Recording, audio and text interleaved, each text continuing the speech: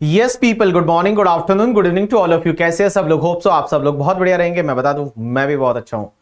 तो भैया, जिसका इंतजार था, that is the revision lecture applicable for May November 2024। So let's start with the revision lecture for your examination. तो CA intermediate student, new syllabus student for the May November 2024, ये रहे आपके लिए रिवीजन लेक्चर। सबसे पहला topic है that is basic and tax rate. इस topic में कुछ चेंजेस है इस बार, क्या क्या चेंजेस है वो भी मैं आपको बताऊंगा और इस टॉपिक को पूरे को रिवाइज करेंगे।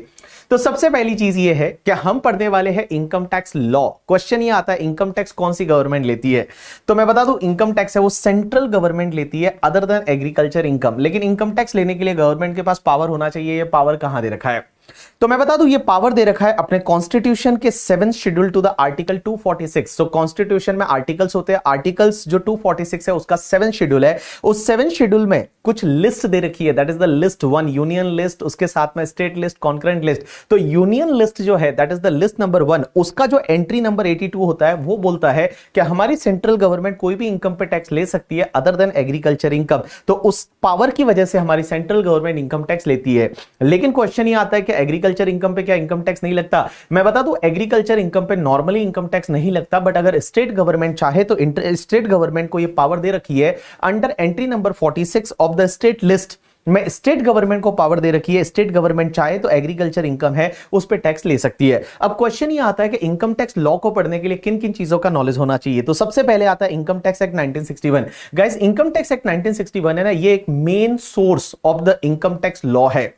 कुल मिला के ये क्रिकेट टीम जो है उसका कैप्टन है कौन? रोहित शर्मा है। और इनकम टैक्स एक्ट में हर चीज दे रखी है कि भैया आपका टोटल इनकम कैसे डिटरमाइन होगा, उसके साथ साथ में आपकी टैक्स लायबिलिटी कैसे आएगी, उसके बाद में आपका असेसमेंट प्रोसीजर कैसे होगा, ये सब दे रखा है इनकम टैक्स एक्ट में। और इनकम टैक्स एक्ट एप्लीकेबल होता है 1 अप्रैल 1962 से।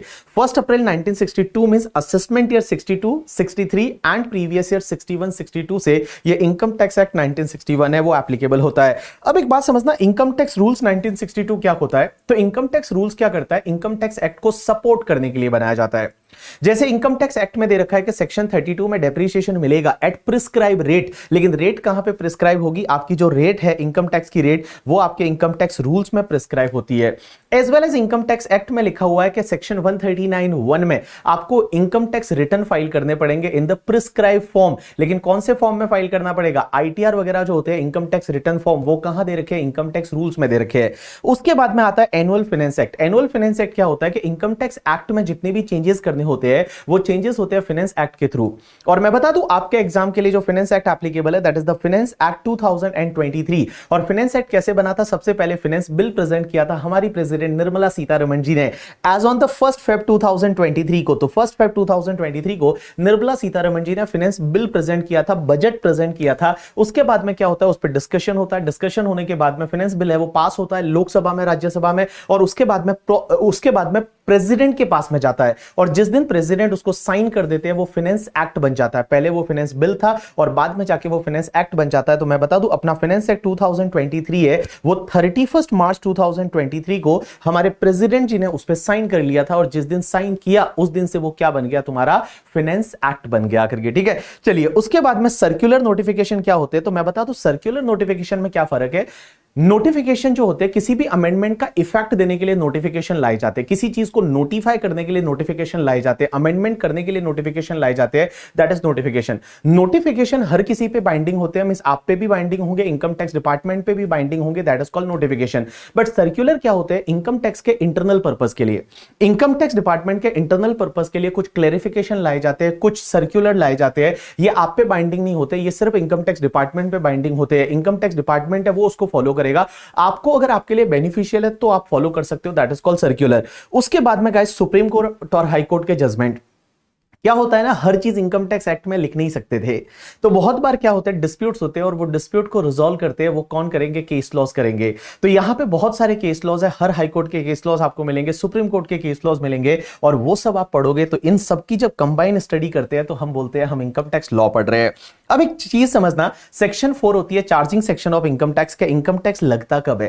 पहली चीज तो मैं बता दूं, इनकम टैक्स से charge for every assessment year, her assessment year में इनकम टैक्स लगेगा। ऐसा नहीं कि जिंदगी में एक बार टैक्स भर दिया तो वापस टैक्स भरने की जरूरत नहीं, अगले साल इनकम कमाओगे उस पर वापस टैक्स भरना पड़ेगा। तो एवरी असेसमेंट ईयर है वो, एवरी असेसमेंट ईयर में आपको इनकम टैक्स लगेगा। सो इनकम टैक्स से charge for every assessment year, every assessment year में इनकम टैक्स लगेगा। It is charge on the every person, her person पे इनकम टैक्स लगता है, और पर्सन की डेफिनेशन सेक्शन 231 में दे रखी है।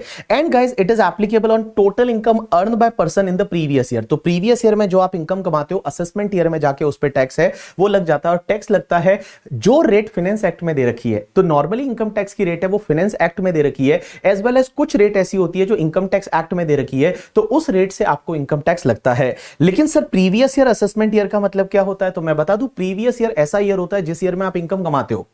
तो जिस ईयर में आप इनकम अर्न करते हो that is called your previous year, और जिस ईयर में उस इनकम पे आप टैक्स भरते हो that is called your assessment year. Example के लिए, आपके एग्जाम के लिए, your previous year is a 23-24। So previous year 23-24 means whatever income you have earn between 1 April 2023 till 31 March 2024, that is your previous year. Now इसका assessment year क्या रहेगा? 24-25 रहेगा, and 24-25 में 1 अप्रैल 2024 से लेके 31 मार्च 2025 is called your assessment year. तो previous year वो year होता है जिस ईयर में आप इनकम कमाते हो, असेसमेंट ईयर वो ईयर होता है जिस ईयर में आप उस पर टैक्स भरते हो। तो प्रीवियस ईयर में जो इनकम कमाओगे, असेसमेंट ईयर में जाके उस पर आपको टैक्स भरना पड़ेगा, रिटर्न वगैरह फाइल करना पड़ेगा।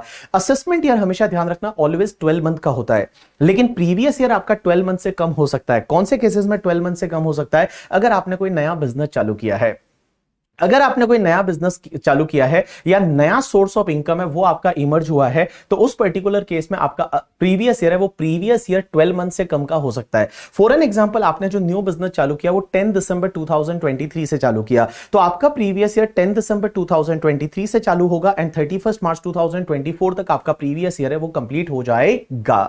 तो मैंने क्या बोला कि प्रीवियस ईयर नॉर्मली तो 12 मंथ का होता है, लेकिन यहां पे बेटा 12 मंथ से कम का हो सकता है। अगर आपने कोई नया बिजनेस चालू किया, नया सोर्स ऑफ इनकम है वो अगर आया है, तो उस केस में आपका प्रीवियस ईयर उस डेट से चालू होगा जिस डेट को आपका नया बिजनेस चालू हुआ या नया सोर्स ऑफ इनकम है वो आपका मार्केट में आया।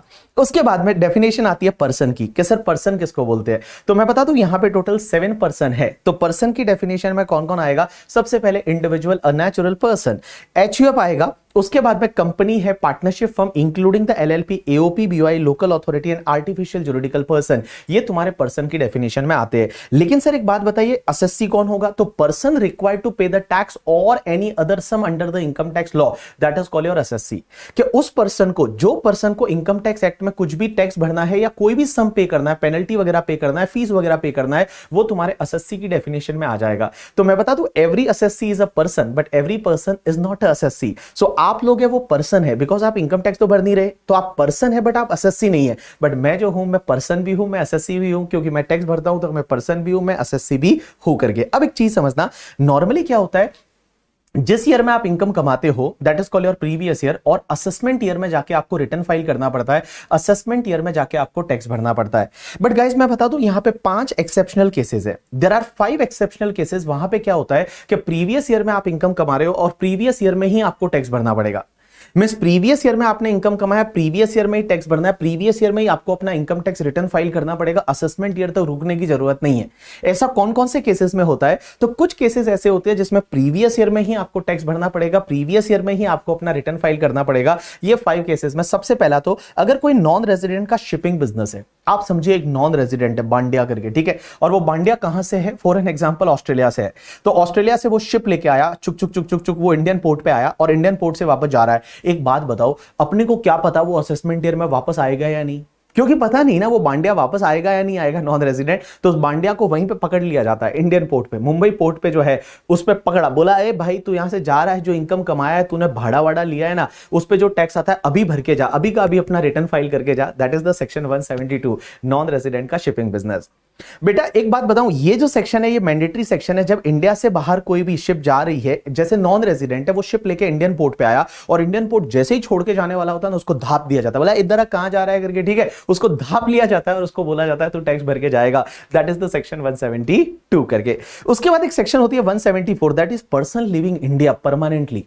अब एक बात समझना, इसमें क्या होता है, एओ को लग जाता है, जैसे ऊपर वाली सेक्शन है ना वो तो मैंडेटरी है, लेकिन ये जो बाकी जितनी भी सेक्शन है ना उसमें ये लिखा होगा कि अगर एओ को ऐसा लगता है, एओ को ऐसा लगता है कि कोई बंदा प्रीवियस ईयर में इनकम कमाया और प्रीवियस ईयर में इंडिया से बाहर जाने वाला है और वापस आने का उसका कोई इंटेंशन नहीं है करके, ठीक है, एकदम विजय माल्या बनने वाला है करके, ठीक है, तो जैसे ही विजय माल्या बनने वाला है तो उसको पकड़ लिया जाता है, कहां जा रहा है करके, तू अभी का भी टैक्स भर के जा, अभी का भी रिटर्न फाइल कर, तो उसको प्रीवियस ईयर में ही क्या करना पड़ेगा, रिटर्न फाइल करना पड़ेगा। उसके बाद सेक्शन 174A क्या बोलती है कि अगर आपने कोई AOP BOI artificial juridical person है, वो आपने किसी पर्टिकुलर इवेंट के लिए बनाया था, पर्टिकुलर पर्पस के लिए बनाया जा, और वो पर्पस आपने कंप्लीट कर दिया, पर्पस आपने कंप्लीट कर दिया, तो उस पर्टिकुलर केस में क्या करोगे, आप उसको डिसॉल्व कर दोगे। तो ऐसा हो सकता है एओ बोले कि इसका जो इनकम है उस पर टैक्स अभी भरो। जैसे फॉर एन एग्जांपल, मान लो डांडिया का फेस्टिवल था और डांडिया के फेस्टिवल में हमने क्या सोचा कि हम डांडिया बेचेंगे, हम डांडिया बेचेंगे, पानी की बोतल बेचेंगे, मान लो वो जो डांडिया में पहनने के कपड़े आते हैं वो हम बेचेंगे, हमने ये सोचा, ठीक है, और हमने एओपी बीओआई बना लिया, 10 दोस्तों ने मिलकर एओपी बीओआई बनाया, डांडिया का फेस्टिवल कंप्लीट हुआ और उस एओपी बीओआई को हमने डिसॉल्व कर दिया। तो असेसमेंट ईयर में टैक्स नहीं भरना, हो सकता है असेसिंग ऑफिसर आपको बोले इधर देख इधर, ये अभी का अभी टैक्स इसी साल में आप भर दो, that is the section 174A। उसके बाद एक सेक्शन होती है 175 क्या बोलता है, person likely to transfer property to avoid tax. जैसे मान लो कोई पर्सन ऐसा है जो इंसॉल्वेंट होने वाला है, तो वो इंसॉल्वेंट होने से पहले क्या करेगा पता है, कि फटाफट जो प्रॉपर्टी है वो किसी ना किसी को औने पौने दाम में बेच देगा, कम दाम में बेच देगा, अपने रिलेटिव को ट्रांसफर कर देगा एंड ऑल। तो अगर एओ को लग जाता है कि प्रॉपर्टी वगैरह ट्रांसफर करके आगे जाके हो सकता है खुद को इंसॉल्वेंट डिक्लेयर कर दे, दिवालिया डिक्लेयर कर दे, तो उसको बोल सकते हैं कि भाई तू ऐसा मत कर, और प्रीवियस ईयर में जो इनकम है उस पर प्रीवियस ईयर में ही तू टैक्स भर दे, प्रीवियस ईयर में ही अपना रिटर्न फाइल कर दे। एंड लास्ट सेक्शन होती है 176, दैट इज डिसकंटिन्यूड बिजनेस। अगर मान लो आपका पहले से कोई बिजनेस चला आ रहा था और इस साल में आपने बिजनेस बंद कर दिया, अगर आपने इस साल में बिजनेस बंद कर दिया, बिजनेस या प्रोफेशन इस साल में बंद कर दिया और असेसिंग ऑफिसर को लगता है, तो असेसिंग ऑफिसर आपको बोलेगा कि जो बिजनेस आपने बंद कर दिया तो प्रीवियस ईयर में ही आप इसका इनकम टैक्स रिटर्न फाइल कर दीजिए, प्रीवियस ईयर में ही आप इस पे टैक्स भर दीजिए, ऐसा असेसिंग ऑफिसर है वो बोल सकता है। यू गॉट माय पॉइंट और नॉट? यस। सो ये ऐसे केसेस है जिसमें प्रीवियस ईयर में आप इनकम कमाते हो, प्रीवियस ईयर में ही टैक्स भरना पड़ेगा। मींस प्रीवियस ईयर 23-24 में इनकम कमाया, वही तुम्हारा असेसमेंट ईयर 23-24 भी बन जाएगा और उसी टाइम आपको क्या करना पड़ेगा, टैक्स भरना पड़ेगा। That is the some exceptional cases. इससे रिलेटेड आपको एमसीक्यू में या फिर 3-4 मार्क का क्वेश्चन है वो आ सकता है करके। अब बात करते हैं हम बेसिक कॉन्सेप्ट के बाद कि आपके एग्जाम के लिए टैक्स रेट क्या एप्लीकेबल है। तो मैं बता दूं आपका एग्जाम मई नवंबर 2024 के लिए फाइनेंस एक्ट 2023 एप्लीकेबल है, और फाइनेंस एक्ट 2023 के हिसाब से आपके लिए टैक्स रेट है, वो टैक्स रेट कौन सी एप्लीकेबल है। एक बात बताओ, टैक्स रेट दो तरह की होती है, one is the general tax rate, और जनरल टैक्स रेट मींस ये slab rate and all, and one is the special tax rate. General tax rate क्या होता है, जैसे यहां पे जो दे रखी है ना, this is the general tax rate, like up to 2,50,000 there is no tax, 2,50,000 to 5,05%, that is general tax rate. But guys special tax rate क्या होती है, जैसे आपको पता रहेगा long term capital gain share market वाला 112A वाला taxable at the rate 10% in excess of the 1 lakh, that is the special tax rate. Short term capital gain on the share market 15% 111A, long term capital gain property वगैरह का 20%, winning का income 30%, that is called your special tax rate. पहले हम बात करते हैं general tax rate की, ठीक है, उसके बाद हम बात करेंगे स्पेशल टैक्स रेट की। अगर मान लो एग्जाम में क्वेश्चन आता है कि जनरल टैक्स रेट कहां दे रखी है एंड स्पेशल टैक्स रेट कहां दे रखी है, तो एक चीज ध्यान रखना, जनरल टैक्स रेट होती है ना, ये जनरल टैक्स रेट दे रखी होती है फाइनेंस एक्ट में। तो जो फाइनेंस एक्ट 2023 है उसमें ये जनरल टैक्स दे रखी है, लेकिन स्पेशल टैक्स रेट कहां दे रखी है, इनकम टैक्स एक्ट 1961 में। तो जो सेक्शन 111A होती है, 112A होती है, 112 होती है, आपकी विनिंग पे 30%, वो सब कहां दे रखी है, इनकम टैक्स एक्ट 1961 में दे रखी है। तो अगर कोई भी पूछे कि जनरल टैक्स रेट कहां दे रखी है, general tax rate finance act में दे रखी है और special tax rate income tax act में दे रखी है। तो चलिए अब सबसे पहले बात करते हैं जनरल टैक्स रेट की। तो जनरल टैक्स रेट में लॉ मेकर्स बोलते हैं कि in case of the individual HUF AOP BOI artificial juridical person, so individual HUF AOP BOI artificial juridical person, इनके केस में भले ये रेजिडेंट है या नॉन रेजिडेंट है, स्लैब रेट लगेगा। Means up to 2,50,000 there is no tax, 2,50,000 तक dash पे dash, 2,50,000 to 5 lakh 5%, 5 lakh to 10 lakh 20%, more than 10 lakh 30%। तो मैंने क्या बोला कि individual HUF AOP BOI artificial juridical person, भले वो रेजिडेंट है या नॉन रेजिडेंट है, अप टू 2,50,000 कोई टैक्स नहीं लगता, that is basic exemption. 250 to 5 lakh 5%, 5 lakh to 10 lakh 20%, more than 10 lakh 30%। लेकिन एक चीज समझना, अगर कोई सीनियर सिटीजन है, यहां सीनियर सिटीजन का मतलब होता है कि एक तो रेजिडेंट इंडिविजुअल होना चाहिए और जिसका एज प्रीवियस ईयर में 60 ईयर्स या उससे ज्यादा हो चुका है। तो अगर कोई रेजिडेंट इंडिविजुअल है और उसका एज अपने प्रीवियस ईयर में, अपना प्रीवियस ईयर में प्रीवियस ईयर 23-24, जो प्रीवियस ईयर 23-24 है, इस प्रीवियस ईयर 23-24 में अगर उसका एज जो है वो 60 ईयर्स या उससे ज्यादा हो चुका है बट लेस देन 80 ईयर्स, उसको बोलेंगे सीनियर सिटीजन। लेकिन एक चीज ध्यान रखना, वो बंदा रेजिडेंट होना चाहिए, रेजिडेंट इंडिविजुअल होना चाहिए। अगर नॉन रेजिडेंट का एज जो है वो 72 ईयर्स है तो भी वो सीनियर सिटीजन नहीं है। तो सीनियर सिटीजन होने के लिए, ए बाबू, सीनियर सिटीजन होने के लिए ये रेजिडेंट होना चाहिए, रेजिडेंट इंडिविजुअल एज 60 ईयर्स और more in the previous year. तो उस पर्टिकुलर केस में अप टू 3 लाख तक कोई भी टैक्स नहीं लगेगा। 3 lakh is basic exemption, 3 lakh to 5 lakh 5%, 5 lakh to 10 lakh 20%, more than 10 lakh 30%। अब एक चीज समझना, क्वेश्चन यहां पे ये आता है कि सर आप बोल रहे हो कि प्रीवियस ईयर में प्रीवियस ईयर 23-24, सो 23-24 में 1 अप्रैल 2023 टिल 31 मार्च 2024, इस पीरियड में कोई भी पर्सन 60 ईयर्स या उससे ज्यादा की एज का है एंड रेजिडेंट है, वो सीनियर सिटीजन है। लेकिन इसमें एक चीज समझना, अगर कोई पर्सन ऐसा है जो अपना 60th बर्थडे सेलिब्रेट कर रहा है, वो 60th बर्थडे सेलिब्रेट कर रहा है 1 अप्रैल 2024 को, 1 अप्रैल 2024 में अपने प्रीवियस ईयर के बाद में आएगा। तो अगर 1 अप्रैल 2024 को अपना 60th बर्थडे सेलिब्रेट कर रहा है तो भी यह माना जाएगा कि उसने 60 इयर्स ऑफ एज कंप्लीट कर दिया है 31 मार्च 2024 को। एंड गाइस, इस साल में उसको हायर बेसिक एग्जाम्पशन 3 लाख का बेनिफिट मिल जाएगा। तो मैंने क्या बोला कि अगर कोई इंडिविजुअल अपना 60th बर्थडे सेलिब्रेट कर रहा है, केक काट रहा है, वो 1 अप्रैल 2024 को काट रहा है, तो भी ये माना जाएगा कि उसने 60 इयर्स का एज कंप्लीट कर दिया है 31 मार्च 2024 को and he can claim the higher basic exemption of the 3 lakh. Now next part says that कि अगर कोई इंडिविजुअल है वो सुपर सीनियर सिटीजन है। Super senior citizen means resident individual age 80 years और more in the previous year, then up to 5 lakh is a basic exemption. 5 lakh तक कोई tax नहीं लगेगा। गाइस 5 लाख से लेके 10 lakh 20%, more than 10 lakh 30%, means यहां पे सीधा 20% एंड 30% का स्लैब रेट है, यहां पे 5% वाला स्लैब रेट नहीं है। तो ये तुम्हारी जनरल टैक्स रेट रही। अगेन मैं रिवाइज करा रहा हूं, देखिए individual, HUF, AOP, BOI, artificial juridical person, भले रेजिडेंट हो या नॉन रेजिडेंट हो, up to 2,50,000 no tax, 250 to 5 lakh 5%, 5 lakh to 10 lakh 20%, more than 10 lakh 30%। Senior citizen means resident individual age 60 years or more in the previous year, up to 3 lakh there is no tax, 3 lakh to 5 lakh 5%, 5 lakh to 10 lakh 20%, more than 10 lakh 30%. Super senior citizen resident individual age 80 years or more in the previous year, up to 5 lakh there is no tax, 5 lakh to 10 lakh 20%, more than 10 lakh 30%.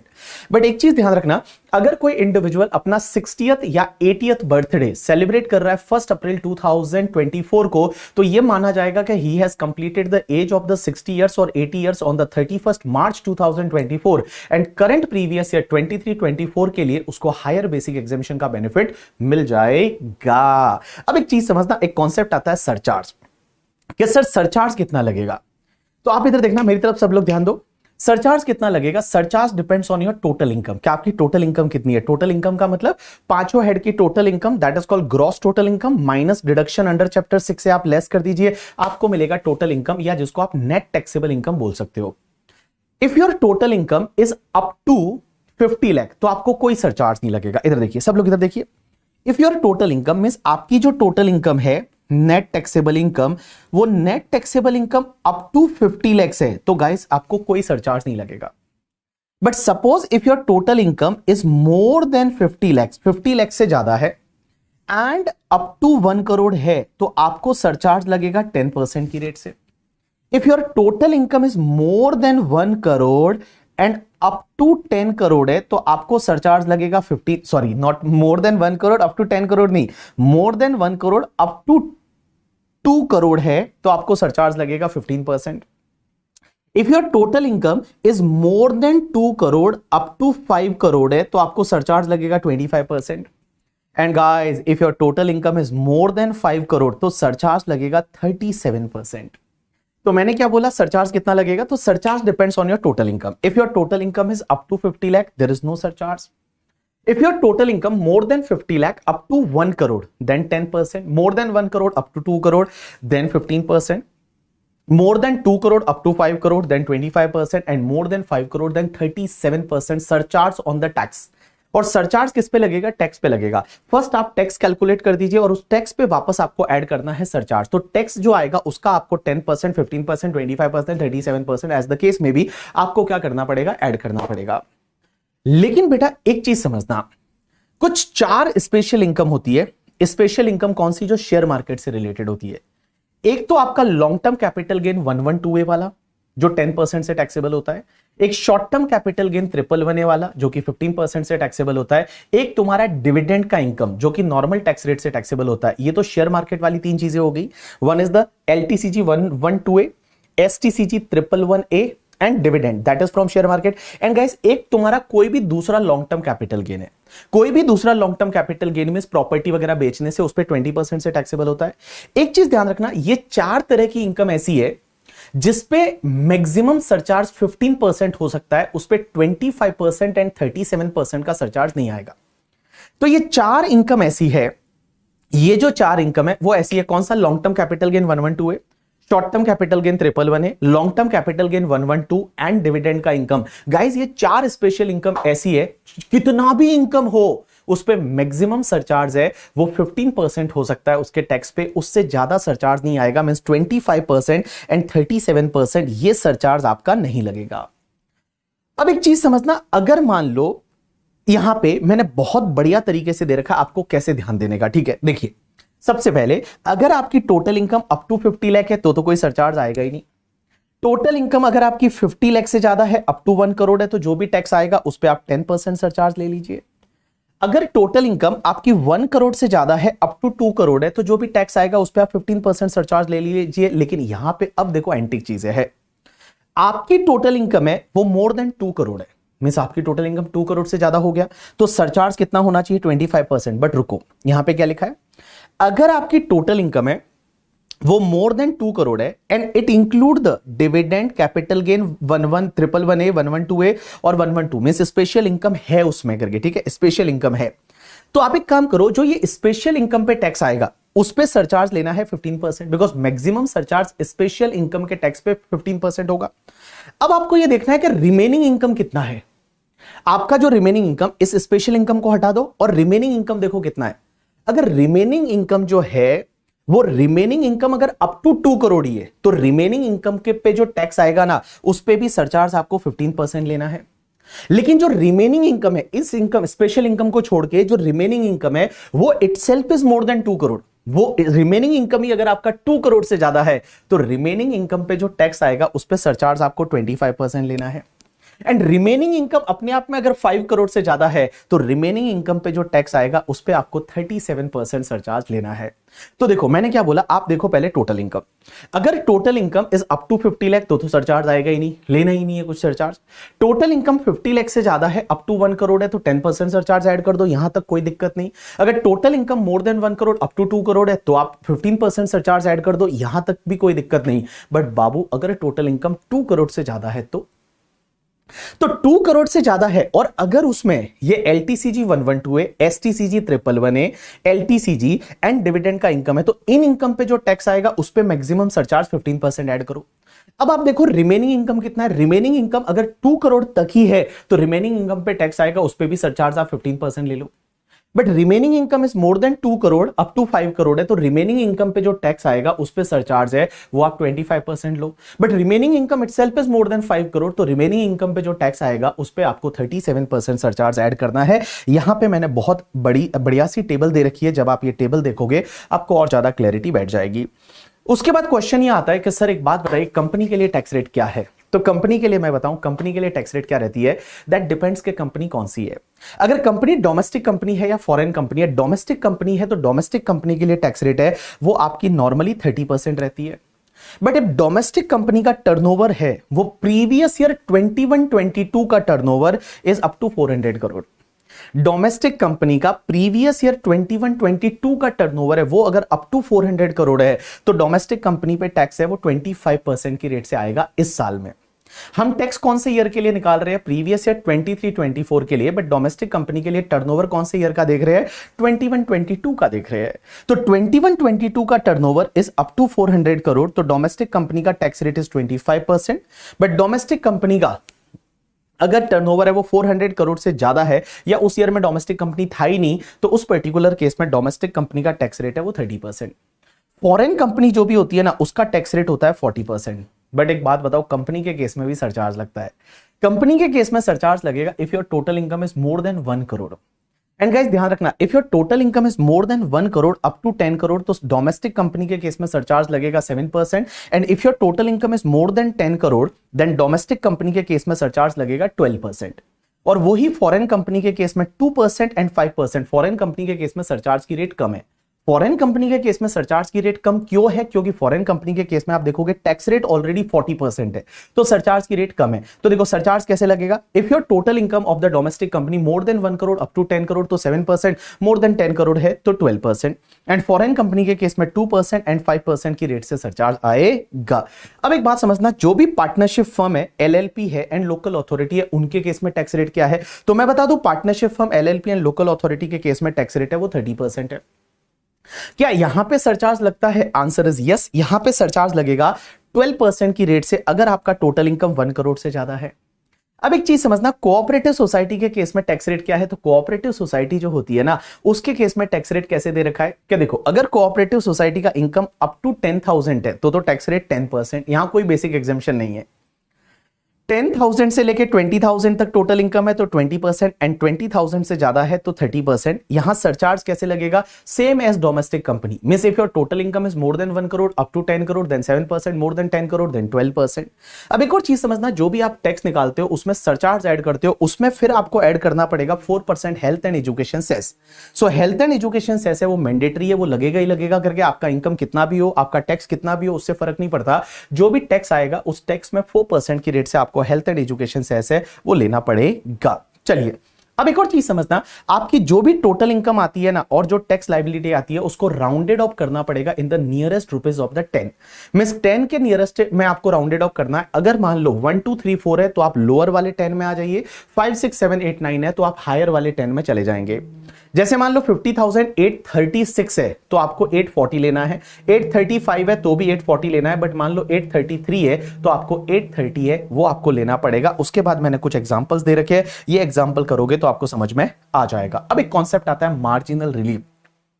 ये marginal relief कहां लगता है? तो मैं बता दूं, marginal relief हर जगह लगेगा जहां जहां सरचार्ज लगता है। तो जहां जहां सरचार्ज लगता है वहां वहां मार्जिनल रिलीफ लगता है। बिकॉज बहुत बार ऐसा होता है कि सरचार्ज की वजह से आपका जितना इनकम बढ़ा ना, उस इनकम से ज्यादा आपका टैक्स बढ़ जाता है। Many time it's happen that कि आपका जो टैक्स है वो इनकम से भी ज्यादा बढ़ जाता है ड्यू टू द सरचार्ज। तो उस पर्टिकुलर केस में यहां पे गवर्नमेंट आपको मार्जिनल रिलीफ देती है।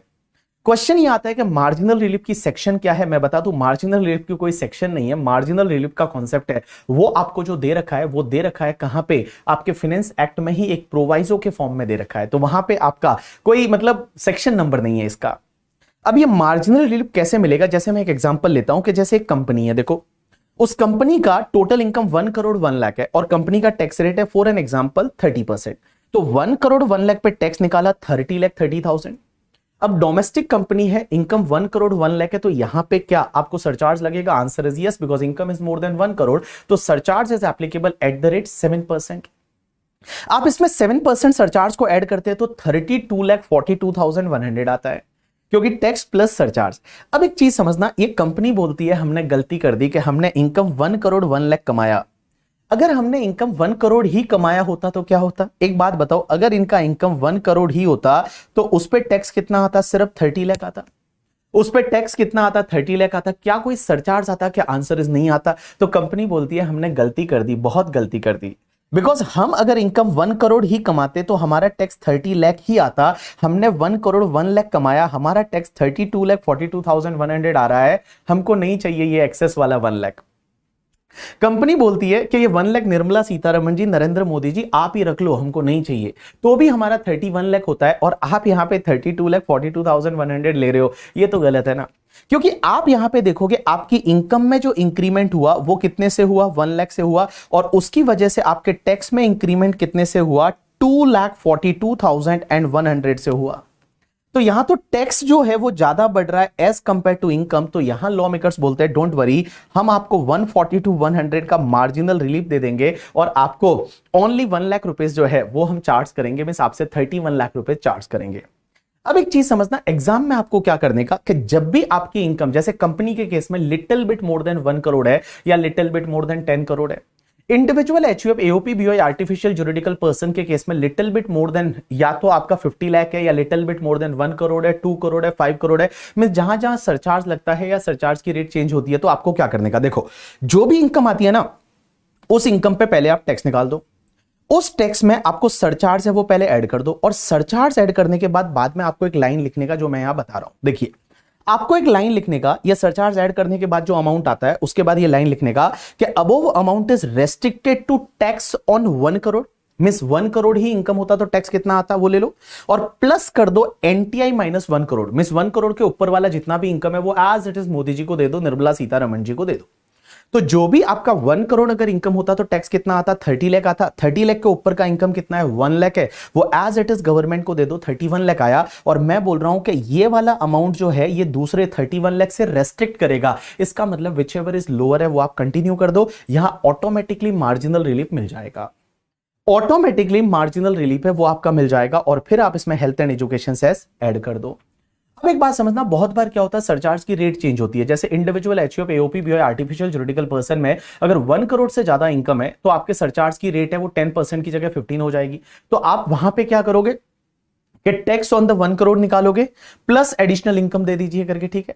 उसके बाद में अगर 2 करोड़ है तो टैक्स ऑन द 2 करोड़ और एडिशनल इनकम है वो गवर्नमेंट को दे दीजिए। तो यहां पे जहां जहां सरचार्ज लगता है ना उससे लिटिल बिट इनकम ज्यादा है, तो ये कॉन्सेप्ट फॉलो करने का, पहले क्या करने का, आप टैक्स निकालो, सरचार्ज ऐड करो, फिर अमाउंट लिखो, this amount is restricted to tax on 50 lakh, 1 crore, 2 crore, 5 crore, 10 crore, जो भी केस रहे करके, और फिर जो उससे ऊपर थोड़ा बहुत इनकम है वो एज इट इज गवर्नमेंट को दे दो, तो आपको मार्जिनल रिलीफ है वो ऑटोमेटिकली मिल जाएगा। फिर लास्ट में आपको हेल्थ एंड एजुकेशन सेस है वो आपको ऐड करना है। चलिए उसके बाद में एक सेक्शन आती है that is the rebate from tax of certain individual. एक बात समझना, 87A का रिबेट, ये 87A का रिबेट क्या बोलता है पता है कि अगर कोई भी पर्सन रेजिडेंट इंडिविजुअल है और उसका टोटल इनकम है वो 5 लाख से ज्यादा नहीं है, total income is up to 5 lakh, तो बेटा उसको रिबेट मिलेगा 87A का, और 87A का रिबेट कितना मिलेगा, 100% ऑफ द टैक्स पेबल और 12,500 विच एवर इज लोअर। सो ये रिबेट किसको मिलता है, अगर आप रेजिडेंट इंडिविजुअल हो, मींस एचयूएफ कंपनी वगैरह किसी को नहीं मिलता, रेजिडेंट इंडिविजुअल को, और आपका टोटल इनकम 5 लाख से ज्यादा नहीं है, तो आपको 100% ऑफ टैक्स पेबल और 12,500 विच एवर इज लोअर का आपको रिबेट मिल जाएगा। एक और चीज समझना, यहां पे 5 लाख से अगर लिटिल बिट इनकम भी ज्यादा है तो भी यहां मार्जिनल रिलीफ नहीं मिलता, मार्जिनल रिलीफ है वो मार्जिनल रिलीफ आपको नहीं मिलेगा, यहां पे टैक्स भरना ही पड़ेगा। जैसे आपकी इनकम है वो 5 लाख होती तो टैक्स नहीं लगता, यहां 5,07,000 है तो आपको टैक्स आएगा 14,456 है वो आएगा, यहां मार्जिनल रिलीफ का कोई कॉन्सेप्ट नहीं है 87A रिबेट में।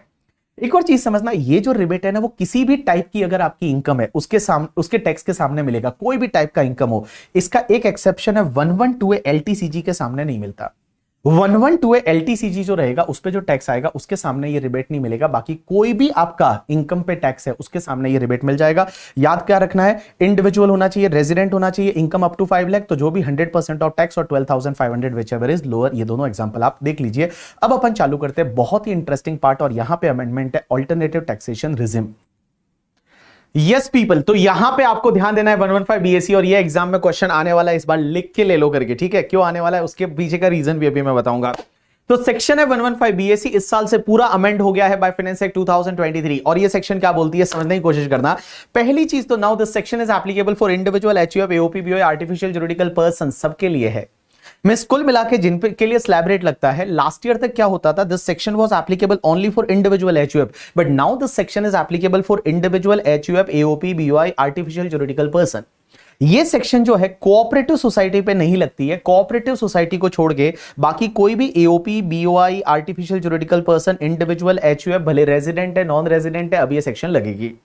ये सेक्शन बोलती है कि आपको स्लैब रेट कैसे चेंज हो जाएगा। स्लैब रेट में आपको 3 लाख का बेसिक एग्जेम्पशन मिलेगा, 3 लाख टू 6 लाख है उस पे आपको 5% tax rate, after that 6 lakh to 9 lakh है उस पर 10%, 9 लाख टू 12 लाख है उस पर 15%, 12 लाख टू 15 लाख है उस पे 20%, एंड गाइस 15 लाख से ऊपर रहेगा उस पे 30% टैक्स रेट, मींस 15 लाख तक यहां पे स्लैब रेट है। तो up to 3 lakh is a basic exemption, 3 lakh to 6 lakh है 5%, 6 लाख टू 9 लाख है 10%, 9 lakh to 12 lakh 15%, 12 lakh to 15 lakh 20%, and more than 15 lakh is a 30%। तो ये तुम्हारा स्लैब रेट रहेगा। इसको आप याद कैसे रखोगे, तो इधर ध्यान दीजिए, इधर आप 3 लाख रुपीज ऐड करते रहिए एंड यहां पे आप 5% ऐड करते रहिए, लेकिन लास्ट में ध्यान रखना यहां पे 10% का जंप है। तो यहां पे 3 लाख ऐड करिए, 3 लाख, 6 लाख, 9 लाख, 12 लाख, 15 लाख, मोर देन 15 लाख। एंड गाइस यहां पे जो जंप है, पहला नील, 5%, 10%, 15%, 20%, एंड यहां लास्ट वाला जो है वो 30%, मींस यहां 10% का लास्ट में जंप है। तो आप ऐसे याद रखिए ना कि 15 लाख से जो ऊपर रहेगा उस पर 30% है और पहले आप 5% है वो आप ऐड करिए, ठीक है। चलिए अब एक चीज समझना, यहां पे क्वेश्चन ये आता है कि सर आप बोल रहे हैं स्लैब रेट ये लगेगा, सर क्या ये इंडिविजुअल एचयूएफ एओपीबीवाई नॉन रेजिडेंट है तो भी ये लगेगा? Answer is yes. सर अगर सीनियर सिटीजन है, सुपर सीनियर सिटीजन है तो भी यही लगेगा? Answer is yes. भले वो सीनियर सिटीजन हो, भले वो सुपर सीनियर सिटीजन हो, तो भी आपको बेसिक एग्जेम्पशन है वो इस सेक्शन में 3 लाख का ही आएगा। लेकिन सर एक बात बताइए, स्पेशल रेट्स की इनकम कौन सी रेट से टैक्सेबल होगा? जैसे जो स्पेशल रेट्स होता है, एलटीसीजी 112 है 10% वाला, एसटीसीजी 111 है 15% वाला, एलटीसीजी जो है वो 20%, विनिंग है वो 30%। तो सर वो कौन सी रेट से टैक्सेबल होगा? गाइस जो टैक्स रेट है उसी रेट से टैक्सेबल होगा। मींस एलटीसीजी 112 है 10% से, एसटीसीजी 111 है 15% से, विनिंग का 30% से, एलटीसीजी है वो 20% से। तो जो स्पेशल रेट है उसी रेट से टैक्सेबल होगा। सर सरचार्ज लगेगा क्या? जब टैक्स रेट ये वाला लग रहा है, ये स्लैब रेट लग रहा है, तो सरचार्ज लगेगा? Answer is yes. सरचार्ज वैसे ही लगेगा जैसा पहले अपन ने सीखा है कि अप टू 50 लाख का इनकम है कोई सरचार्ज नहीं, 50 लाख से लेके 1 करोड़ तक है 10%, 1 करोड़ टू 2 करोड़ आपका इनकम है तो 15%। मींस आपका 50 लाख तक इनकम है कोई सरचार्ज नहीं, 50 लाख से लेके 1 करोड़ है 10%, 1 करोड़ टू 2 करोड़ है 15%, 2 करोड़ से ऊपर है 5 करोड़ तक तो 25%, एंड 5 करोड़ से ज्यादा है वहां 37% था। बाबू यहां पे 37% वाला सरचार्ज का रेट हटा दिया है, यहां 37% सरचार्ज नहीं लगेगा। Means if your income is more than 2 crore ना, देन मैक्सिमम सरचार्ज आपका यहां पे 25% लगेगा, 37% वाला सरचार्ज नहीं लगेगा। यह आपको ध्यान रखना है। यहां 37% वाला सरचार्ज है वो नहीं लगेगा, हेल्थ एंड एजुकेशन सेस है वो आपका 4% आएगा। एक और चीज समझना, अगर आप 115 बीएससी सेक्शन लेते हो और इस रेट से टैक्स भरते हो तो बेटा आपको एएमटी नहीं लगेगा। जो अल्टरनेट मिनिमम टैक्स होता है ना वो एएमटी नहीं लगेगा। एज वेल एज सर पुराना एएमटी क्रेडिट है उसका क्या करेंगे, वो लैप्स हो जाएगा। पुराना एएमटी क्रेडिट है वो लैप्स हो जाएगा, क्योंकि जब एएमटी लग ही नहीं रहा है तो एएमटी क्रेडिट का क्या करोगे? अचार डालोगे, वो 15 ईयर्स तक कैरी फॉरवर्ड कर सकते हैं बट उसका कुछ भी नहीं होगा, वो लैप्स हो जाएगा। अब एक चीज समझना, अगर मान लो आप ये सेक्शन का बेनिफिट लेना चाहते हो 115 बीएससी का, तो आपको कुछ बलिदान देने पड़ेंगे, कुछ बलिदान देने पड़ेंगे, कुछ आहूतियां देनी पड़ेगी। सर क्या क्या बलिदान देने पड़ेंगे, क्या क्या आहूतियां देनी पड़ेगी? तो मैं आपको क्या करता हूं, हेड बाय हेड समझाता हूं। एक चीज समझना, सबसे पहले अगर मैं सैलरी की बात करूं तो सैलरी हेड में यू नो दैट एक सेक्शन 16 में डिडक्शन मिलता है। एक तो मिलता है एंटरटेनमेंट अलाउंस का, एक मिलता है प्रोफेशनल टैक्स का, तो वो डिडक्शन नहीं मिलेगा। जो एंटरटेनमेंट अलाउंस का डिडक्शन गवर्नमेंट एम्प्लॉय को मिलता है, प्रोफेशनल टैक्स का डिडक्शन सबको मिलता है, वो डिडक्शन आपको नहीं मिलेगा। एक चीज समझना सर, सेक्शन 16 में तो एक 50,000 का स्टैंडर्ड डिडक्शन भी मिलता है, वो मिलेगा या नहीं मिलेगा? बाबू वो मिलेगा।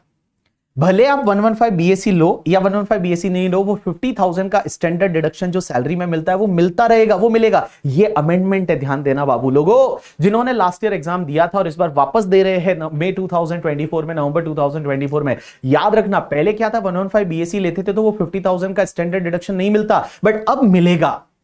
सिर्फ क्या नहीं मिलेगा सैलरी में, एक तो एंटरटेनमेंट अलाउंस का जो डिडक्शन गवर्नमेंट एम्प्लॉय को मिलता है वो नहीं मिलेगा, और दूसरा प्रोफेशनल टैक्स का जो डिडक्शन मिलता है वो नहीं मिलेगा।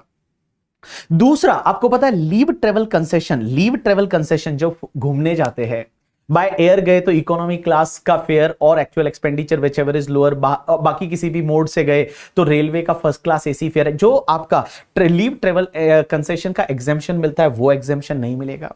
उसके बाद जो एचआरए की एग्जेम्पशन है वो एचआरए की एग्जेम्पशन नहीं मिलेगी।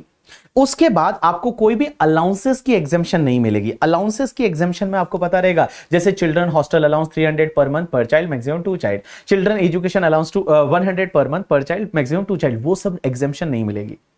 लेकिन बाबू 4 एग्जेम्पशन मिलेगी, मींस डीटीडीसी वाली 4 एग्जेम्पशन मिलेगी। डीटीडीसी कैसे याद रखोगे? पहले डी का मतलब होता है कि जो भी दिव्यांग एम्प्लॉय होता है ना, हैंडीकैप्ड एम्प्लॉय होता है, उसको पता है, उसको जो ऑफिस से घर के लिए ट्रांसपोर्ट अलाउंस या जिसको कम्यूटेशन अलाउंस बोलते हैं, उस पे एग्जेम्पशन मिलती है आपका 3200 पर मंथ का। तो मैक्सिमम 3200 पर मंथ का एग्जेम्पशन मिलता है, वो एग्जेम्पशन मिलता रहेगा। That is called your DTDC में डी का मतलब। उसके बाद दूसरा टी का मतलब होता है ट्रेवलिंग ऑन टूर अलाउंस। जो एम्प्लॉय ट्रेवलिंग ऑन टूर पे जाते हैं तो उनको जो अलाउंस मिलता है, जितना एक्चुअल एक्सपेंडिचर करते हैं उतना डिडक्शन मिलता है, वो मिलता रहेगा। उसके बाद डेली अलाउंस एंड उसके बाद कन्वेंस अलाउंस। तो बेटा मैं बताऊं, ये travelling on tour allowance, daily allowance and convince allowance में क्या होता है, जितना आप एक्चुअल में एक्सपेंडिचर करते हो उतना एग्जेम्पशन मिलता है, तो ये एग्जेम्पशन आपको मिलता रहेगा। तो यहां पे एक बात बताऊं मैं आपको, देखो अगर आप 115 बीएससी का बेनिफिट लेते हो, इस रेट से टैक्स भरते हो, तो आपको कुछ जो है वो बलिदान देने पड़ेंगे, कुछ आहुतियां देनी पड़ेगी। क्या क्या बलिदान देने पड़ेंगे? तो सबसे पहला बलिदान तो यह है कि आपको एंटरटेनमेंट अलाउंस, प्रोफेशनल टैक्स का जो डिडक्शन मिलता है सेक्शन 16 में, वो नहीं मिलेगा। लीव ट्रेवल कंसेशन, एचआरए की एग्जेम्पशन नहीं मिलेगी, किसी भी अलाउंसेस की एग्जेम्पशन नहीं मिलेगी, बट गाइस डीटीडीसी की एग्जेम्पशन मिलेगी। जो डीटीडीसी है, डीटीडीसी की मिलेगी एक तो दिव्यांग एम्प्लॉय के लिए कम्यूटेशन वाला, दूसरा तुम्हारा ट्रेवलिंग ऑन टूर अलाउंस करके, तीसरा तुम्हारा daily allowance and convince allowance, उसका एग्जेम्पशन मिलेगा। एक और चीज समझना बेटा, आपको पता है नॉर्मल केस में, आपको पता है जो आप ऑफिस में काम करते हो तो आपको पर मील ऑफिस में खाना दिया जाता है, तो 50 रुपीज तक का एग्जेम्पशन मिलता है। परक्यूजिट में 50 रुपीज तक का एग्जेम्पशन मिलता है। वो परक्यूजिट में 50 रुपीज तक का जो पर मील है वो एग्जेम्पशन नहीं मिलेगा अगर आप ये सेक्शन लेते हो। तो आप लिख लीजिए यहां पे कहीं पे कि जो भी आपका 50 रुपीज पर मील का एग्जेम्पशन परक्यूजिट में मिलता है वो नहीं मिलेगा if SSC opted the 115 BSc. Salary के बाद में हम बात करते हैं हाउस प्रॉपर्टी में। गाइस हाउस प्रॉपर्टी में जो सेल्फ ऑक्यूपाइड प्रॉपर्टी रहता है ना, उसमें यू नो दैट इंटरेस्ट का डिडक्शन मिलता है अप टू 2 लाख और 30,000। सो अप टू 2 लाख और 30,000 जो डिडक्शन मिलता है आपको, वो नहीं मिलेगा। जो अप टू 2 लाख या 30,000 का जो आपको डिडक्शन मिलता है वो आपको नहीं मिलेगा। सेल्फ ऑक्यूपाइड प्रॉपर्टी में इंटरेस्ट का डिडक्शन नहीं मिलेगा, तो सेल्फ ऑक्यूपाइड प्रॉपर्टी का जो इनकम रहेगा वो ऑलवेज नील रहेगा, कभी भी नेगेटिव नहीं आएगा, नील ही रहने वाला है। उसके बाद एक और चीज समझना, आपके लेट आउट प्रॉपर्टी या deem to be let out property, उसमें इंटरेस्ट का डिडक्शन मिलेगा, आंसर इज यस। लेकिन एक चीज समझना, लेट आउट प्रॉपर्टी और deem to be let out property में आपका नेगेटिव इनकम आया, मींस लॉस आया, तो उस लॉस को आप किसी और हेड से सेट ऑफ नहीं कर सकते। मींस नॉर्मली क्या होता है, हाउस प्रॉपर्टी हेड के लॉस किसी और हेड से सेट ऑफ हो सकते हैं अप टू 2 लाख रुपए, वो सेट ऑफ नहीं होंगे, मींस उसको आपको कैरी फॉरवर्ड ही करना पड़ेगा। हाउस प्रॉपर्टी हेड से सेट ऑफ हो सकता है बट किसी और हेड से सेट ऑफ है वो नहीं हो सकता है करके।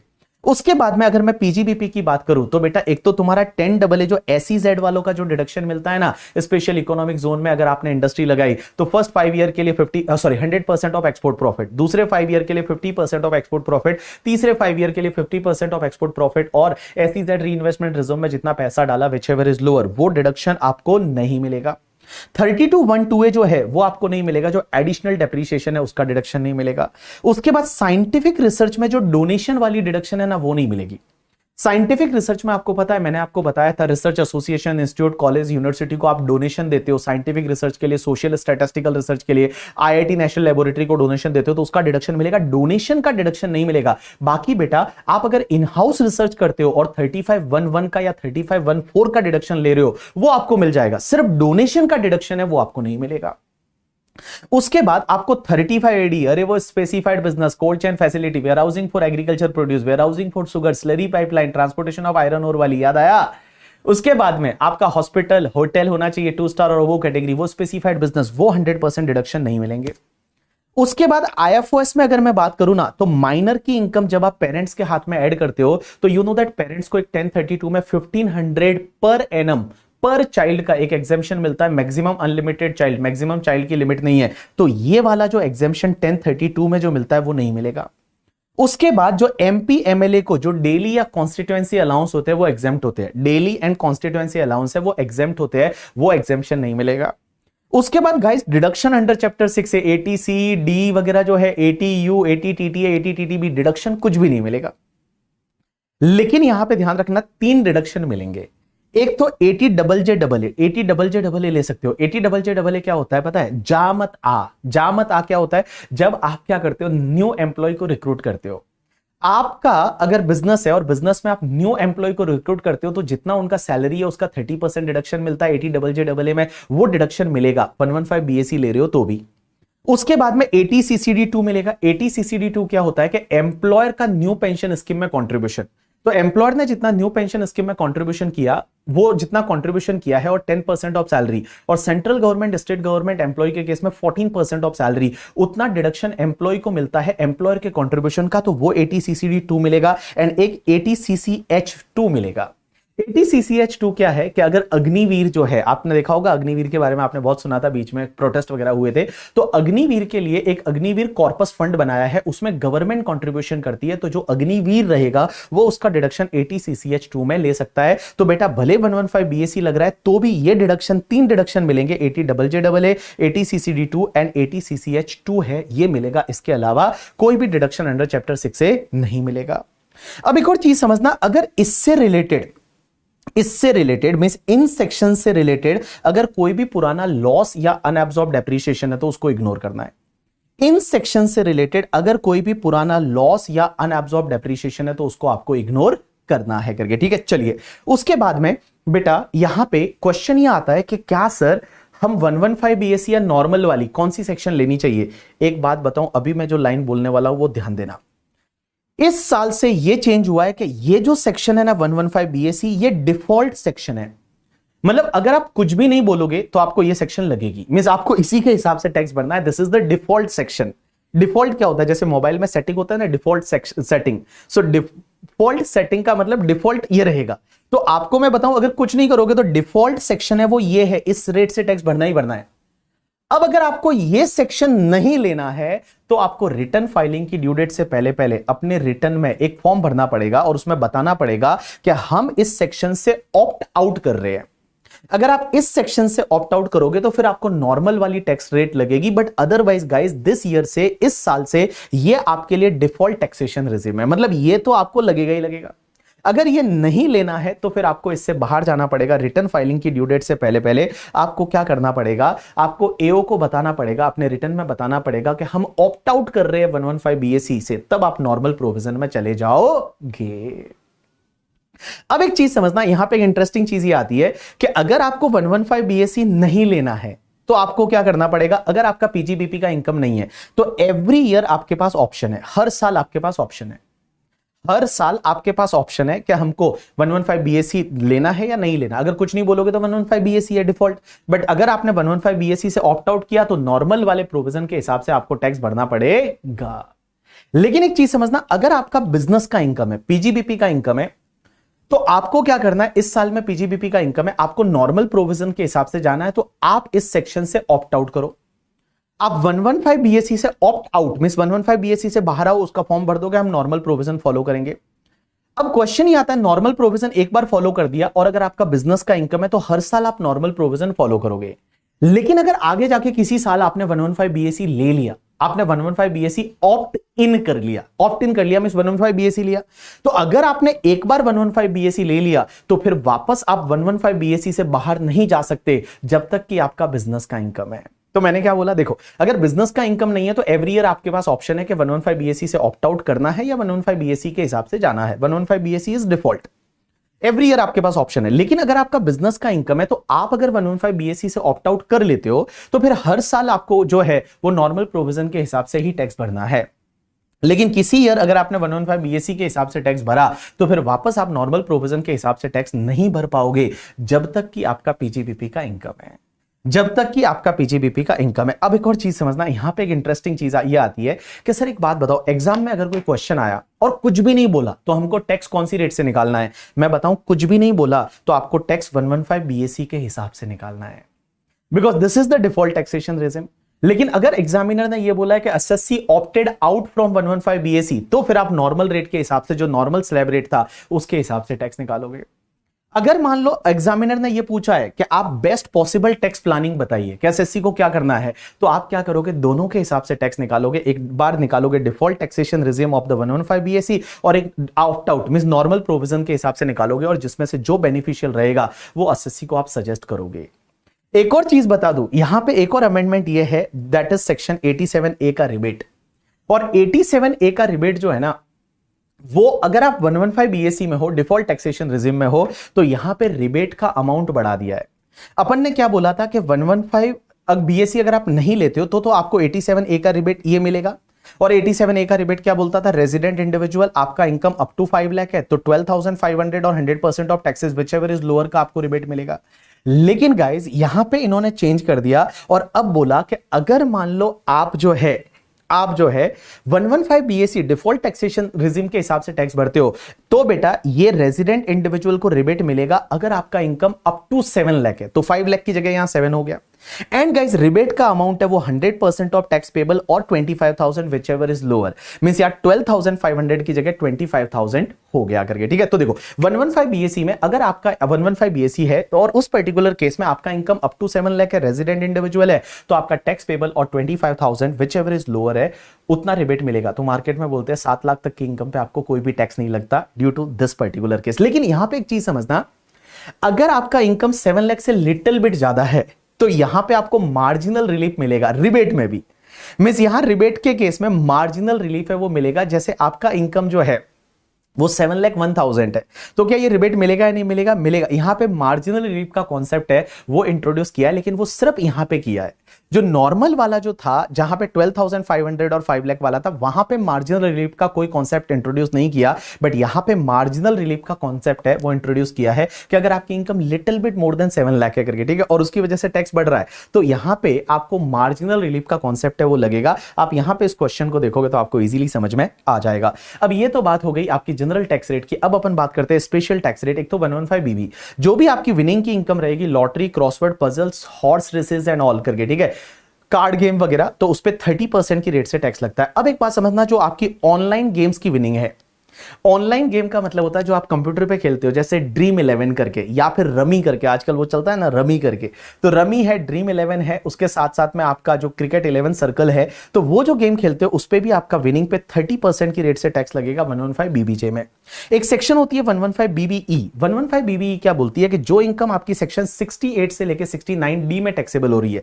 अब ये 68 से 69D कौन सी है, ये वाली इनकम है, मैं अभी आपको समझाऊंगा। अगर 68 से लेकर 69D में टैक्सेबल होती है ना तो उसको डीम्ड इनकम माना जाता है और उस पर टैक्स रेट 60% होगा और सरचार्ज का rate 25%, health and education cess 4%, means effectively आपको 78% की रेट से टैक्स लगेगा। 60% टैक्स रेट प्लस आपका सरचार्ज 25% 75% हो जाएगा और प्लस 4% आपका 78% हो जाएगा। और इसके सामने कोई लॉसेस वगैरह सेट ऑफ नहीं होता, ये deemed income as it is taxable होती है 78% से। अब एक चीज समझना, ये जो स्पेशल रेट्स है ना, ये स्पेशल रेट्स की इनकम के सामने आपको कोई खर्चे का डिडक्शन नहीं मिलता, मींस ग्रॉस इनकम है वो टैक्सेबल होगी। इसके सामने कोई डिडक्शन अंडर चैप्टर 6 से है वो नहीं मिलता, एज वेल एज इसके सामने कोई भी बेसिक एग्जेम्पशन का बेनिफिट नहीं मिलता। बेसिक एग्जेम्पशन जो होती है उसका बेनिफिट आपको ये स्पेशल रेट्स की इनकम के सामने, विनिंग वगैरह के सामने नहीं मिलता, लेकिन 2-3 इनकम के सामने मिलता है, जैसे LTCG 112 है, STCG 111 है, या LTCG आपका 112 वाला है जो मैं कैपिटल गेन में बताऊंगा, वहां आप बेसिक एग्जेम्पशन का बेनिफिट रेजिडेंट इंडिविजुअल एचयूएफ ले सकता है।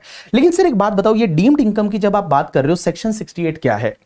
सेक्शन 68 से लेके सेक्शन 69D, सबसे पहले section 68 that is cash credit. Cash credit ये सेक्शन ये बोलती है कि मान लो आपके बुक्स ऑफ अकाउंट्स में कुछ पैसा क्रेडिट हुआ, कुछ क्रेडिट हुआ, आपसे पूछा ये पैसा कहां से आया, आप उसका एक्सप्लेनेशन नहीं दे पा रहे हो, आप जो है उसका एक्सप्लेनेशन नहीं दे पा रहे हो, या फिर आप कुछ भी बोल रहे हो कि भगवान जी सपने में आए थे, उन्होंने बोला था मैं तुमको 5 करोड़ भेज दूंगा, तो शायद ये तो भगवान जी ने ही भेजा होगा।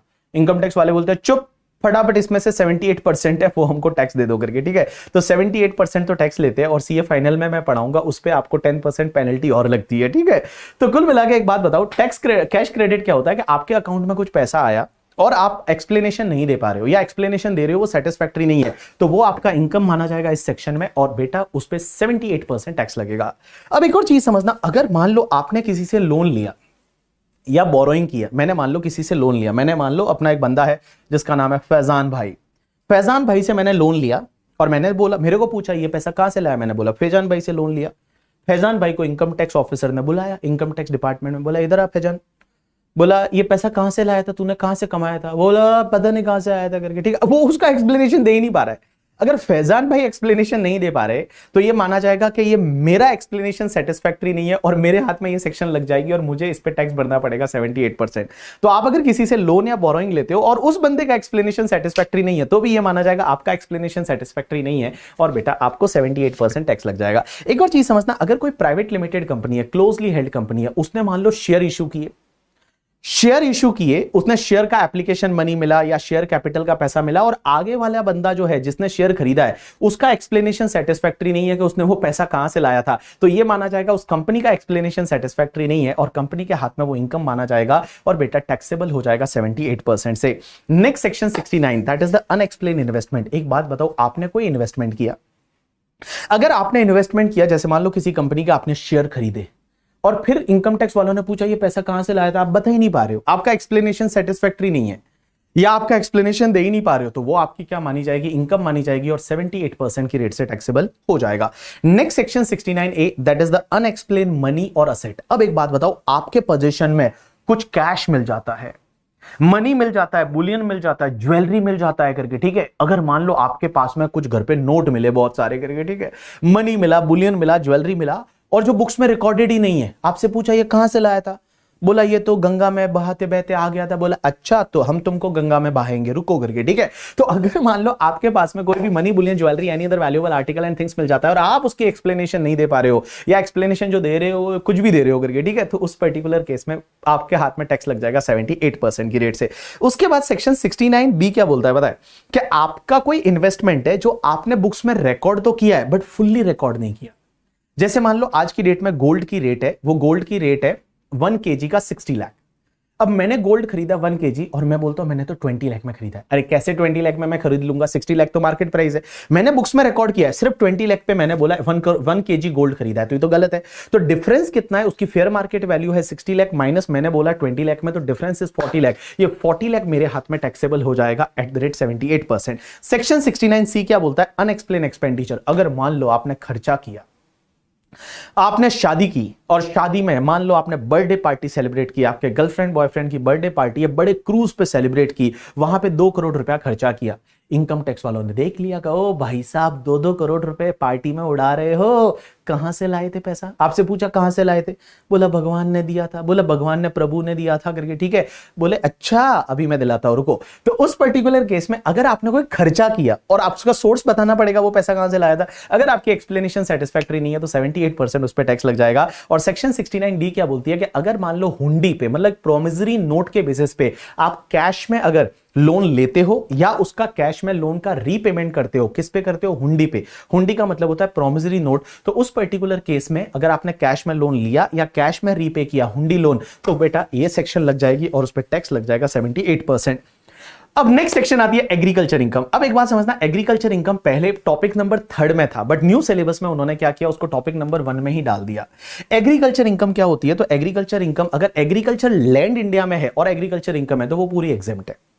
लेकिन सर एग्रीकल्चर इनकम किसको बोलते हैं, या तो आपका एग्रीकल्चर लैंड है उसको किसी ने को भाड़े पे दे दिया, आपने किसी को लेट आउट किया है, रेंट पे दिया है एग्रीकल्चर लैंड को और आगे वाला पर्सन उस पे खेती कर रहा है, किसानी कर रहा है करके, ठीक है। ऐसा नहीं कि आगे वाला उस पे मूवी शूटिंग कर रहा है, शाहरुख खान काजल के पीछे दौड़ रहा है और बोला तुझे देखा तो ये जाना सनम, बोला ऐसा नहीं बाबू, तो एग्रीकल्चर इनकम नहीं है। मैंने मेरी लैंड किसी को भाड़े पे दी और आगे वाला बंदा है वो उस पर खेती कर रहा है, एग्रीकल्चर एक्टिविटी कर रहा है, तो जो भी इनकम मुझे होगी वो एग्रीकल्चर इनकम है।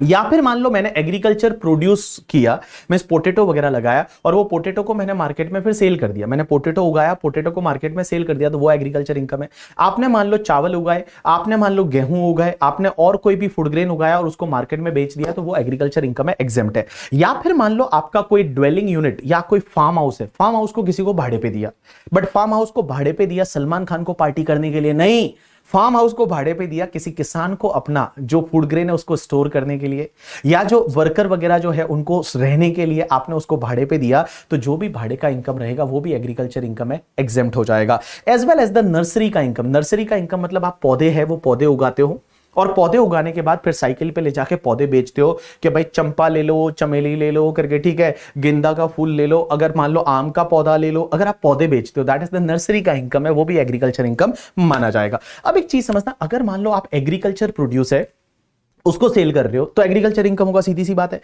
अगर आपने एग्रीकल्चर प्रोड्यूस ग्रो किया है, खुद ने पोटैटो उगाया और पोटैटो बेच दिया, एग्रीकल्चर इनकम। अगर आपने रॉ फॉर्म में बेच दिया तो पूरा ही एग्रीकल्चर इनकम।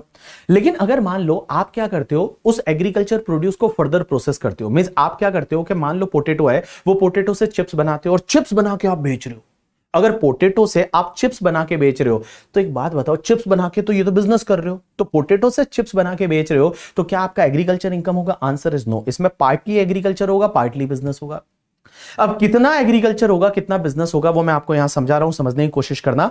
अगर आप क्या करते हो, सेल करते हो आफ्टर फर्दर प्रोसेस, और वो प्रोसेस ऑप्शनल है। पोटैटो से चिप्स बनाना जरूरी नहीं है, अगर ये ठीक है, पोटैटो बिकता है मार्केट में, या फिर शुगर कैन बिकता है, आप शुगर कैन से शुगर बना के फिर बेच रहे हो, तो एग्रीकल्चर इनकम कितना होगा कि अगर उस पोटैटो को आप मार्केट में बेचते तो कितनी फेयर मार्केट वैल्यू आती। आप फर्दर प्रोसेस ना करते और पोटैटो को उसी स्टेज पे अगर मार्केट में बेच देते तो कितना पैसा आता। तो FMV of the agriculture produce further process minus cost of cultivation less कर दो, ये एग्रीकल्चर इनकम है। और बिजनेस का इनकम कितना होगा, जो फाइनल प्रोडक्ट आपने चिप्स बेचा या शुगर बेचा उससे कितना पैसा आया, minus FMV of agriculture produce, आपने कितना यूज किया था, एग्रीकल्चर प्रोड्यूस आप ही ने ग्रो किया था, वो कितना इस शुगर बनाने में या फिर आपका चिप्स बनाने में यूज किया था, उसका एफएमवी लेस कर दो, मींस यहां पे जो एफएमवी है मोस्टली वो लेस कर दो, और फर्दर प्रोसेस कॉस्ट लेस कर दो, जो बचेगा वो पीजीबीपी का इनकम होगा। लेकिन गाइस एक बात बताओ, अगर आप growing and manufacturing of tea coffee रबड़ में हो, अगर आप growing and manufacturing of the tea coffee रबड़ में हो, तो वहां पे स्पेसिफिक परसेंटेज दे रखे हैं कि इतना बिजनेस होगा, इतना एग्रीकल्चर होगा। सबसे पहला, अगर आप growing and manufacturing of T में हो, चाय टी में, तो यहां पे 40-60 करना है। अगर आप growing and manufacturing of rubber में हो, और रबर में क्या कर रहे हो, दो ही एक्टिविटी कर रहे हो, रबर को सॉरी पहले कॉफी की बात कर लेते हैं, ठीक है। तो देखो सबसे पहले चाय, growing and manufacturing of T में हो तो 40-60 करने का। Growing and manufacturing of coffee में हो, और कॉफी में सिर्फ क्योर एंड ग्रो करके बेच देते हो, ग्रो क्योर करके बेच देते हो, तो 25-75 करके। अगर मान लो कॉफी में ग्रो क्योर रोस्टेड ग्राउंडेड, अगर 4 एक्टिविटी करते हो तो 40-60। एंड गाइस अगर मान लो आप रबर में हो, growing and manufacturing of rubber, तो 35-65। अब हमेशा ध्यान रखना, यहां परसेंटेज तो याद हो जाता है, लेकिन ज्यादा परसेंटेज किसका है, कम परसेंटेज किसका है, तो ध्यान रखना इंडिया में मैक्सिमम पॉपुलेशन एग्रीकल्चर पे डिपेंडेंट है, तो ज्यादा परसेंटेज एग्रीकल्चर का है और कम परसेंटेज है वो आपके बिजनेस का है। तो जहां 60-40 होगा तो 60% इज एग्रीकल्चर, 40% इज बिजनेस। जहां 75-25% होगा तो 75% है वो आपका किसके लिए है, एग्रीकल्चर के लिए है, 25% है वो आपके बिजनेस के लिए है। तो ज्यादा परसेंटेज है वो हमेशा ध्यान रखना एग्रीकल्चर है, कम वाला बिजनेस के लिए है। एक और चीज समझना, एक कॉन्सेप्ट आता है पार्शियल इंटीग्रेशन। पार्शियल इंटीग्रेशन क्या होता है कि एग्रीकल्चर इनकम ऐसे तो एग्जेम्प्ट होती है, लेकिन बेटा टैक्स कैलकुलेट करते टाइम कभी कभी एग्रीकल्चर इनकम को ऐड करना पड़ता है। एग्रीकल्चर इनकम ऐसे तो एग्जेम्प्ट है क्योंकि वो इनकम में ही नहीं आएगा, जीटीआई में ही नहीं आएगा, लेकिन बेटा टैक्स कैलकुलेट करते टाइम कभी कभी एग्रीकल्चर इनकम को इंक्लूड करना पड़ता है। कब? 3 कंडीशन सेटिस्फाइड हुई तो। पहला, SSC individual HUF AOP BOE artificial juridical person means slab rate वाला है। नेट एग्रीकल्चर इनकम आपकी 5000 से ज्यादा है, और non agriculture income means other income है वो आपकी बेसिक एग्जेम्पशन से ज्यादा है। तो आपको क्या करना पड़ेगा पता है, पहले आप क्या करिए, जो आपकी टोटल इनकम है उसमें एग्रीकल्चर इनकम को ऐड करके और उस पर टैक्स निकालिए, और फिर बेसिक एग्जेम्पशन जो होती है 2,50,000 या डिफॉल्ट टैक्सेशन रिजिम में 3 लाख बेसिक एग्जेम्पशन, तो बेसिक एग्जेम्पशन और नेट एग्रीकल्चर इनकम को ऐड करके उस पे जो टैक्स आता है वो पहले वाले टैक्स में से दूसरा वाला टैक्स लेस कर दीजिए, और फिर आप ऐड कर दीजिए surcharge, health and education cess, तो आपका नेट टैक्स पेबल आ जाएगा। तो देखो ये पार्शियल इंटीग्रेशन का कॉन्सेप्ट कब लगेगा, जब 3 कंडीशन सेटिस्फाइड होनी चाहिए। एसएससी कौन होना चाहिए, individual HUF AOP BOE artificial juridical person. Agriculture income जो है वो आपका 5000 से ज्यादा है।